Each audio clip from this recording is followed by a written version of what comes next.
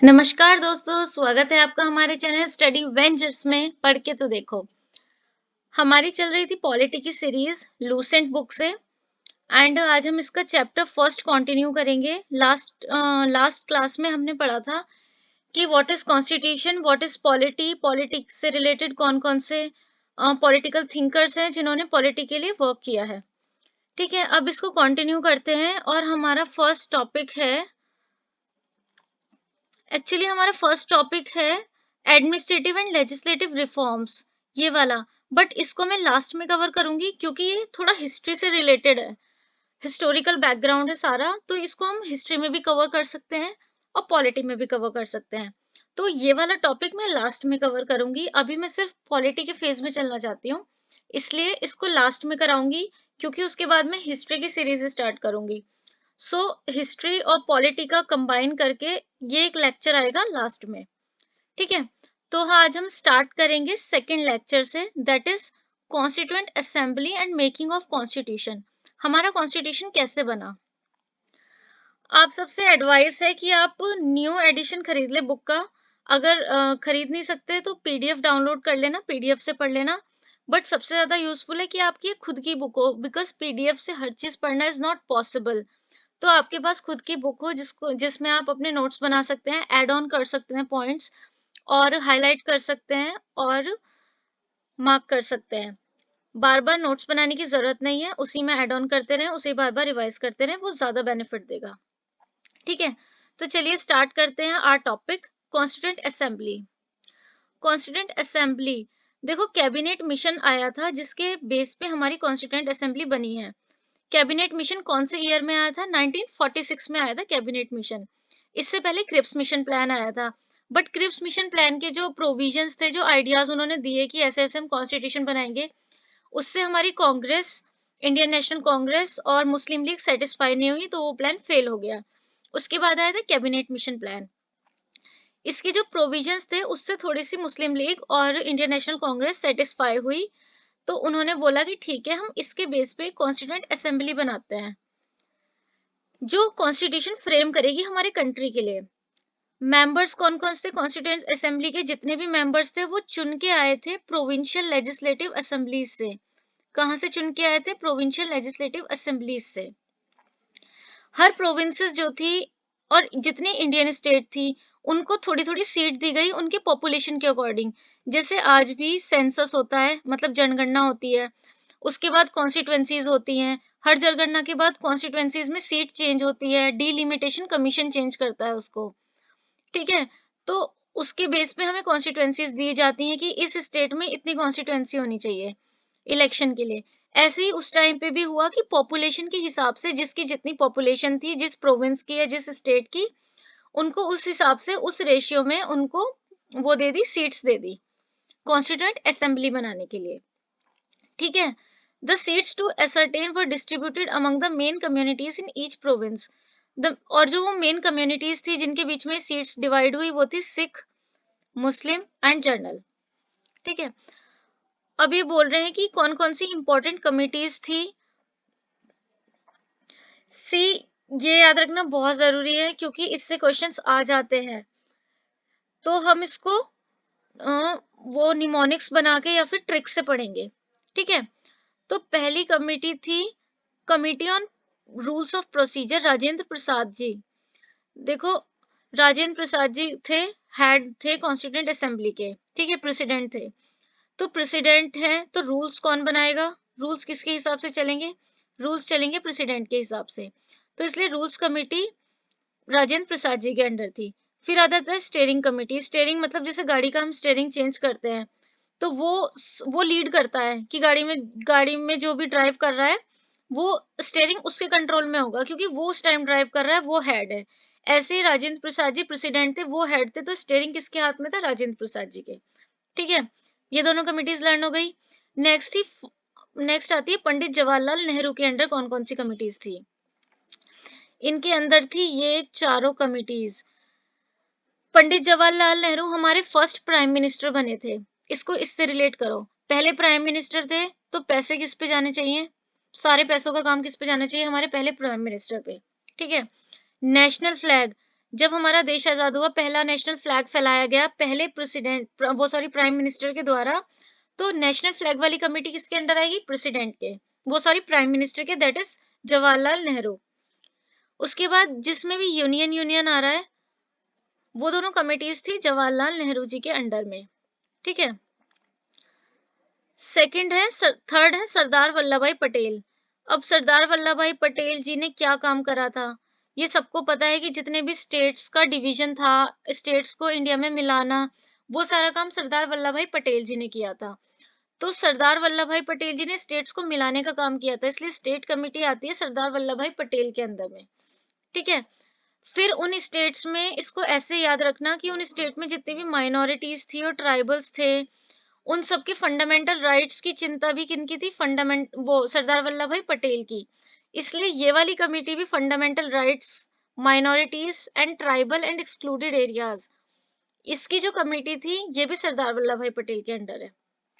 ठीक है, फिर drafting committee doctor Rajendra Prasad के अंदर है। ये तो ऑलरेडी सबको इजीली याद है, तो इसमें ट्रिक बनाने की कोई जरूरत नहीं है। नेक्स्ट आती है credential committee, Alladi Krishna Swami Iyer. Credential committee आती है अल्लादी कृष्ण स्वामी अय्यर के under. Next is house committee Pattabhi Sitaramayya. And last is order of business committee, order of business के एम मुंशी। इसको ऐसे रिमेंबर कर सकते हैं कि बिजनेस कौन चलाते हैं? मुंशी जी। तो मुंशी के अंदर ऑर्डर ऑफ बिजनेस कमेटी।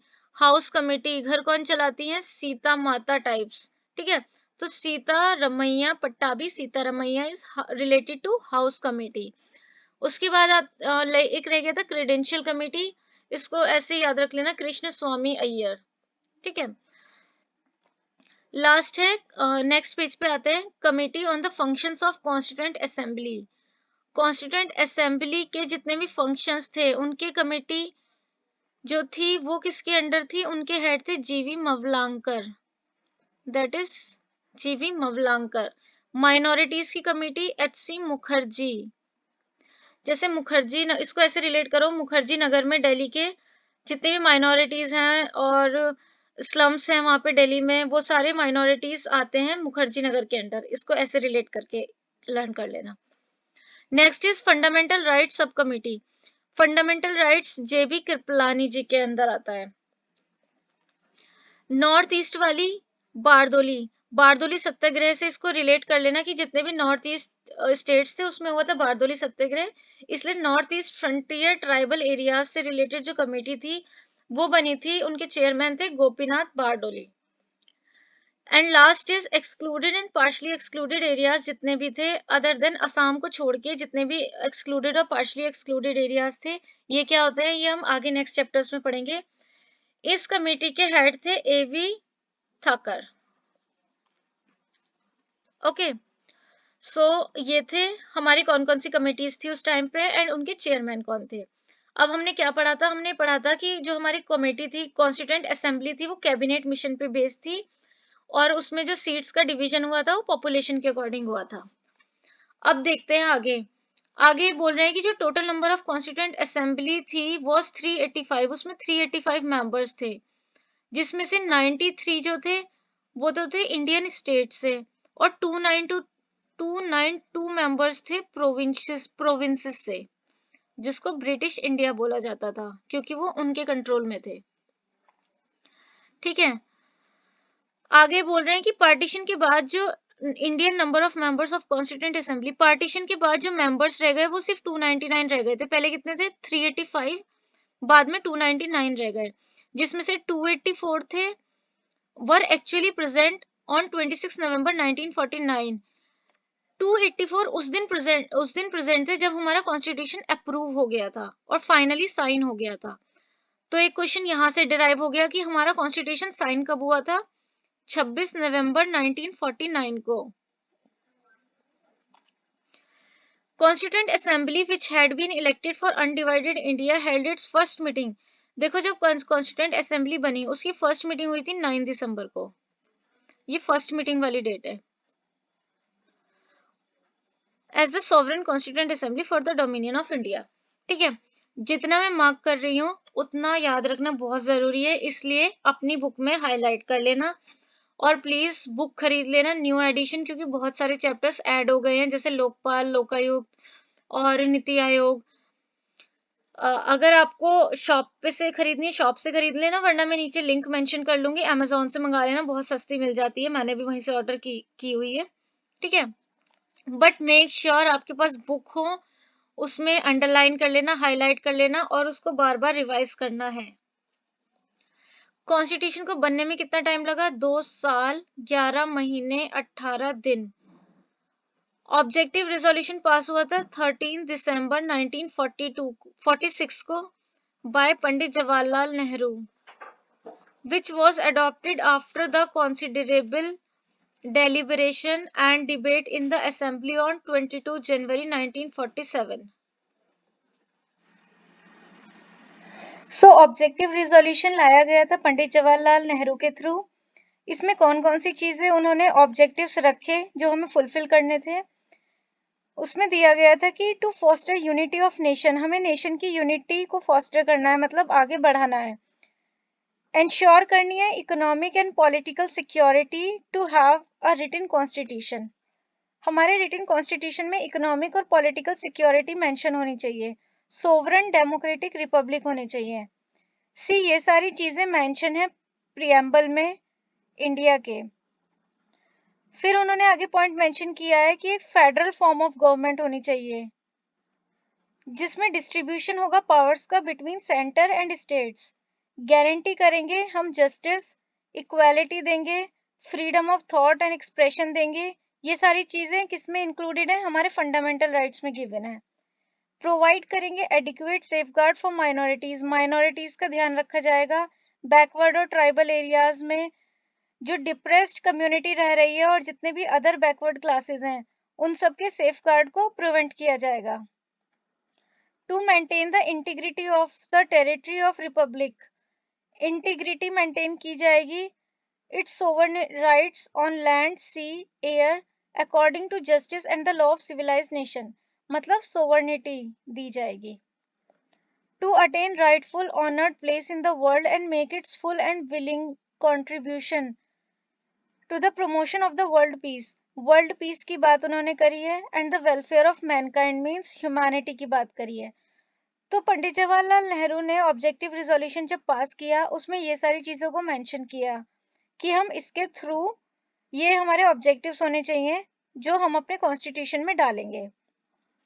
इन्हीं सारे ऑब्जेक्टिव्स को देखकर आगे उन्होंने कुछ ऑब्जेक्टिव्स प्रीएम्बल में डाल दिए और कुछ ऑब्जेक्टिव्स फंडामेंटल राइट्स के थ्रू बना दिए। मतलब ये जितने भी ऑब्जेक्टिव्स इसमें लिखे हैं, ये आगे जाके अचीव हो गए थे। Next line, the principles of the constitution was outlined by various committees of assembly and there was a general discussion on the groups of these committees. जितने भी कमिटीज इन्होंने बनाई कॉन्स्टिट्यूशन को बनाने के लिए, उन सब कमिटीज पे जनरल डिस्कशन होनी स्टार्ट हो गई और इस असेंबली को अपॉइंट कर रही थी ड्राफ्टिंग कमेटी। मतलब जितनी भी कमिटीज बनी उन सबको देखने का काम जो था वो ड्राफ्टिंग कमेटी का था, जिसके चेयरमैन कौन थे? B R Ambedkar. Next line, drafting committee headed by B R Ambedkar, कौन थे चेयरमैन ड्राफ्टिंग कमेटी के? B R Ambedkar. Substituted a draft constitution of India to the president of the assembly on 21 फरवरी 1948 को। बी आर अम्बेडकर ने क्या किया? उन्होंने एक ड्राफ्ट तैयार कर लिया पूरे कॉन्स्टिट्यूशन का और उसको प्रेसिडेंट के सामने प्रेजेंट किया 21 फरवरी 1948 को। ड्राफ्टिंग कमेटी के कौन कौन से मेंबर्स थे? ये क्वेश्चन भी बहुत ज्यादा कॉमन है, मोस्टली आस्क्ड क्वेश्चन है ये। 7 मेंबर्स इसके याद रख लेना, बिकॉज इसमें ये दे देते हैं कि which among the following is not the member of drafting committee, तो कौन सा मेंबर नहीं था, तो एलिमिनेट करने में हेल्प मिलेगी। सो मेंबर्स थे Gopal Swami Iyer, Alladi Krishna Swami Iyer, K M Munshi, Mohammad Sadadulla, B L Mitter, जिनको बाद में रिप्लेस कर लिया था एन माधव राव ने, डॉक्टर डीपी खेतान, जिनको रिप्लेस कर लिया था टीटी कृष्णमाचार्य ने। The third and final reading जो थी हमारे ड्राफ्ट की, कॉन्स्टिट्यूशन के ड्राफ्ट की, वो हुई थी 26 नवंबर 1949 में। ये याद रखना, थर्ड और फाइनल रीडिंग हुई थी। On this date the signature of the president, और इसी डेट में प्रेसिडेंट ने सिग्नेचर कर दिए कि हमारा जो कॉन्स्टिट्यूशन है वो पास हो चुका है, हमारा कॉन्स्टिट्यूशन बनके तैयार हो गया है। पर हमारा कॉन्स्टिट्यूशन कब इफेक्ट में आया, मतलब फोर्स कब से हुआ? 26 जनवरी 1950 को, और बन के तैयार हो गया था 26 नवंबर 1949 में, और इसी दिन साइन हुआ था बाय प्रेसिडेंट, और यही हमारी थर्ड और फाइनल रीडिंग थी कॉन्स्टिट्यूशन की।